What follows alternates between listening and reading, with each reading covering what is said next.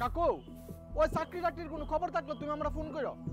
হ্যাঁ আর ওই যদি ওই চাকরিটা হ্যালো হ্যালো রে চাকরি টাকরি কোনো খবর টবর আইছে নি?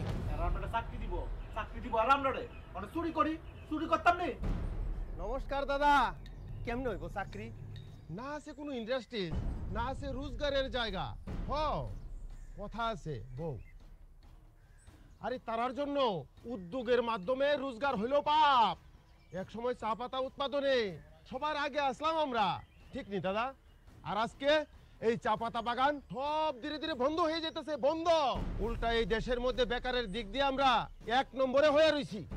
এই ত্রিপুরাতে 8 লাখ যুবক যুবতী বেকার হয়ে রইছে, জানো? জানি কাকু, কিন্তু আমরা করতাম না কিতা? আমরারও কিছু করণ লাগবো। কিন্তু কিতা করু? আমরা ত্রিপুরাতে এমন সরকার আনুম যারা ত্রিপুরাতে নানা উদ্যোগ গ্রহণ করে যুব সমাজের প্রতিভাবান বানাইয়া রোজগারের ব্যবস্থা দেয়। এইবার তো পাল্টামই। মানে আমার ভাগ, এইবার ত্রিপুরাতে মোদি সরকার করো। বিজেপির প্রতিশ্রুতি প্রতিটি পরিবারের একজনের কর্মসংস্থানের ব্যবস্থা করবে। এইবার পরিবর্তন করব, বিজেপি সরকার গড়ব।